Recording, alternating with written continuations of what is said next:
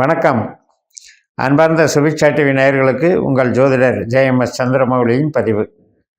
நம்ம தொடர்ந்து பாஸ்கரா அஸ்ட்ராலஜி சிஸ்டத்தில் நான் என்னுடைய பதிவுகளை நீங்கள் பார்த்து அதற்கான ஆதரவுகளை கொடுத்துட்டு வர்றதுக்கு ரொம்ப நன்றி. இப்போ 2025ஆம் ஆண்டிற்கான பலன்களுக்காக 12 லக்னம் சார்ந்த பதிவுகளை நம்ம பார்க்க இருக்கோம். தொடர்ந்து இந்த ஜோதிட முறையை ஃபாலோ பண்ணிங்கன்னா உங்களுக்கு உங்களுடைய கேள்விகளுக்கான பதில்கள் நமக்கு அட்வான்ஸ்டு அஸ்ட்ராலஜி சிஸ்டம் தான் நமக்கு சொல்லுதுங்கிறத புரிஞ்சிக்க முடியும்.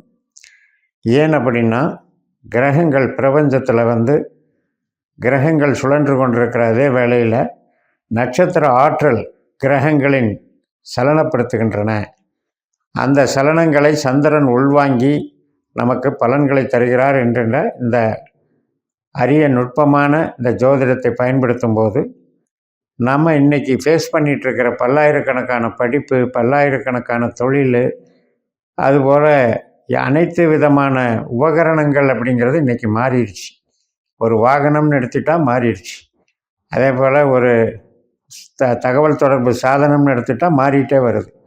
இந்த மாறி வரும் காலத்திற்கேற்ப ஜோதிடத்தினுடைய நுட்பங்களை அறிந்து நம்ம கேள்விக்கான பதிலை உள்வாங்கி நாம் அதை பயணிக்கிறது தான் கரெக்டான அணுகுமுறை. இந்த பதிவு துலா லக்ன அன்பர்களுக்கு 2025 வருட பலன்களாக நம்ம பார்க்க இருக்கிறோம். இப்போ துலாம் அப்படின்னாலே நமக்கு தராசு ஞாபகம் வரும்.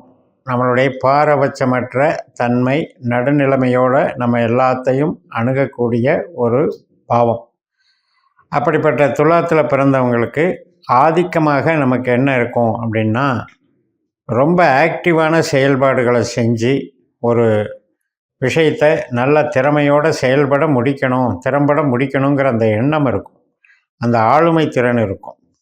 அதே நேரத்தில் கற்பனைகள் நமக்கு அதிகமாக இருக்கும், பிரம்மாண்டமாக இருக்கும். ஒரு ஹை லெவல் அச்சீவ்மெண்ட் பண்ணணும் அப்படின்ற ஒரு குறிக்கோள் நம்மளை உறுத்திக்கிட்டே இருக்கும், நம்மளை இயக்கிக்கிட்டே இருக்கும். நமக்கு அது மிகப்பெரிய ஒரு பக்கபலமாக வேலை செஞ்சுக்கிட்டே இருக்கும்.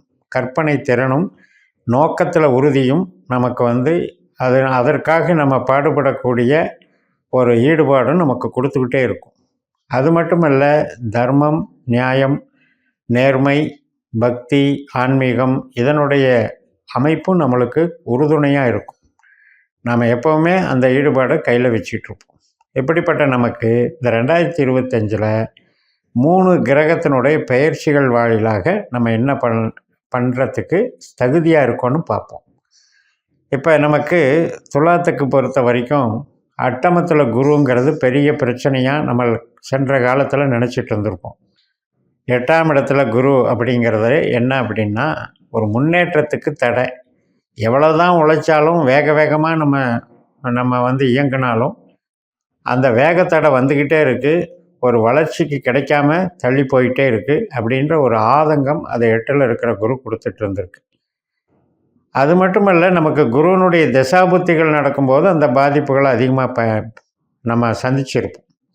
இப்போ அவர் 9ஆம் இடத்துக்கு நகர்றாரு. குரு பெயர்ச்சி அப்படிங்கிறது மே மாதம் 14ஆம் தேதி நடக்கிறதுனால அது நமக்கு 9ஆம் இடத்தினுடைய பலனில் இருக்கிறதுனால நமக்கு தடைகள் நீங்குதுங்கிறத உறுதிப்படுத்திக்கலாம். அதுக்கு முன்னாலேயே கூட குரு இந்த 2025 செவ்வாய் நட்சத்திரத்தில் போகிறார்.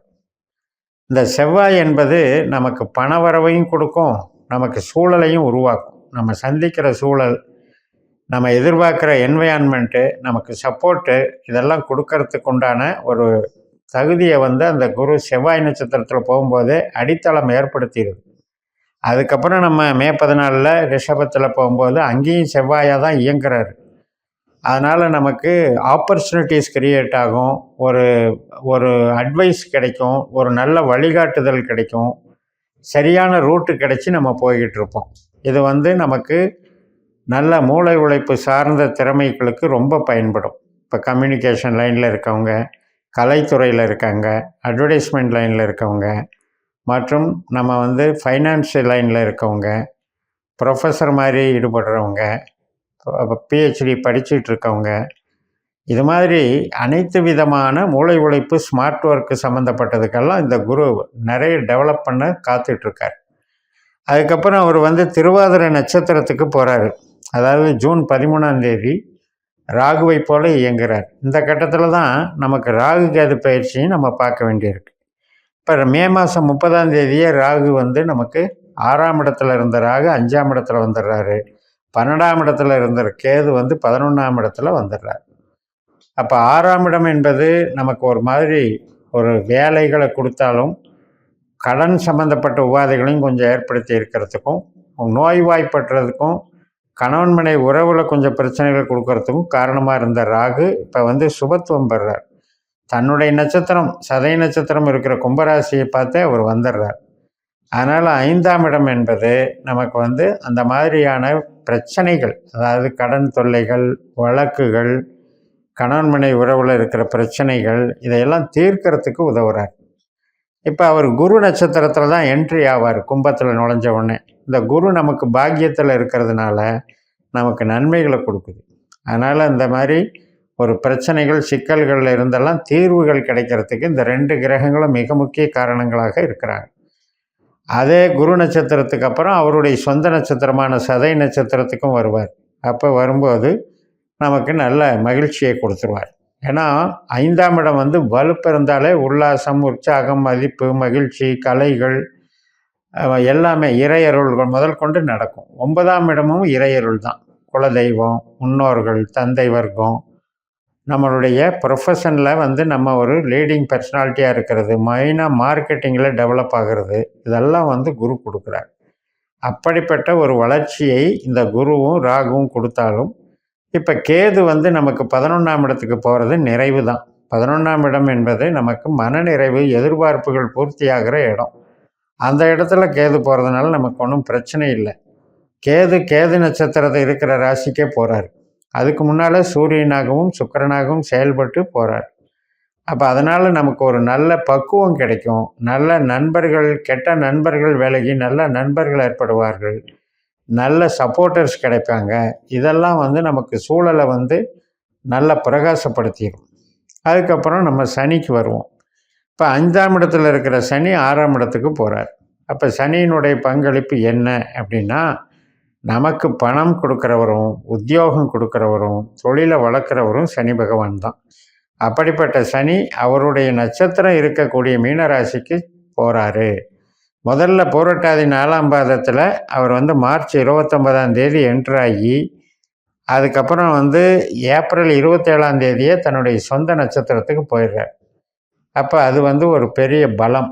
இப்போ நம்ம ஒரு இயல்பாக கலைத்துறையில் இருக்கவங்களோ, கமிஷன் துறையில் இருக்கவங்களோ ஒரு விதமாக தன்னுடைய சுய வியாபாரம், அதாவது டொமஸ்டிக்காக பண்ணிகிட்ருப்பாங்க சில பேர், குடிசை தொழில் மாதிரி சுய வியாபாரம் அல்லது ஜாப் ஒர்க் பண்ணிகிட்ருக்கவங்க, சர்வீஸ் ஓரியன்டாக பண்ணிகிட்ருக்கவங்க, மற்றும் வந்து நம்ம வந்து கன்சல்டிங் பிஸ்னஸ் பண்ணுறவங்க, இது மாதிரி ஐடி லைனில் இருக்கவங்க, இது மாதிரி இருக்கவங்களுக்கெல்லாம் இந்த சனியினுடைய தன்மை வந்து பக்கபலமாக இருக்கும். அதே நேரத்தில் உற்பத்தி சார்ந்த துறையில் நம்மள வந்து ஒரு ஒர்க் பண்ணிகிட்ருக்கோம், ஒரு வேலை பார்த்துட்ருக்கோம் அப்படிங்கிறதுக்கு சப்போர்ட் பண்ணும், நல்லா சப்போர்ட் பண்ணும்.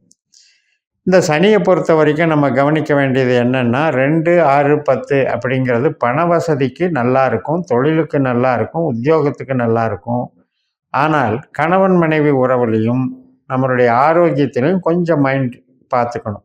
நமக்கு ஜனனகால முறைப்படி நம்ம ஜாதகத்தில் கணித்து திசாபுத்திகளில் சனி திசாபுத்தி அந்தரம் வரும்போது மட்டும்தான் இந்த பிரச்சனை பார்க்கணும். எல்லாரும் அதுக்காக பார்க்க வேண்டிய அவசியம் இல்லை. அப்போ அந்த உடல் குறைபாடுகள் நமக்கு வந்து இந்த சனி கொடுக்குறாருன்னா, நமக்கு வந்து அஜீரணம் சம்மந்தப்பட்ட, கேஸ் ட்ரபிள் சம்மந்தப்பட்டது, நரம்பு சம்மந்தப்பட்டது, கால்வலி சம்மந்தப்பட்டதுலாம் கொஞ்சம் பிரச்சனை இருக்காங்கிறத பார்த்து சரி பண்ணிக்கணும். அதே மாதிரி கடன் சம்மந்தப்பட்ட விஷயத்தில் அதிகமாக இறங்கக்கூடாது. அது கடனை டெவலப் பண்ணிகிட்டே போயிட்டே இருக்கும். பட் வந்து ஏற்கனவே நமக்கு வந்து சனி தசாபுத்தி அந்தரமே இல்லை, நடக்கலை அப்படிங்கும்போது இந்த 6ல் சனி போகிறதுனால நமக்கு ஒரு பாதிப்பும் வராது. நமக்கு திசாபுத்தி நடந்தால் தான் அந்த கிரகத்தையும் நம்ம பார்க்கணும். அப்போ எல்லாமே நம்மளுடைய ஜனஜாதத்தின் கையில் திசாபுத்தி அந்தரத்தில் தான் இருக்குது.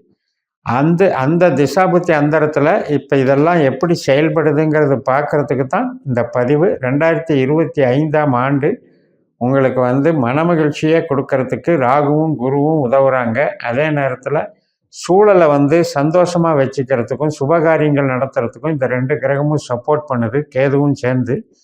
சனியை பொறுத்த வரைக்கும் உழைப்புக்கும் பணவரவுக்கும் தொழில் பலத்துக்கும் மிகுந்த சப்போர்ட்டாக இருக்காருன்னு சொல்லி நிறைவு செய்கிறேன். இந்த சேனலை சப்ஸ்கிரைப் பண்ணி ஷேர் பண்ணுங்கள். உங்கள் தனிப்பட்ட ஜாதக பலாபலன்களை என்னுடைய வாட்ஸ்அப் நம்பரில் தொடர்பு கொண்டு பலன் பெறுங்கள். உங்களிடமிருந்து விடைபெறுகிறேன். உங்கள் JMS. நன்றி, வணக்கம்.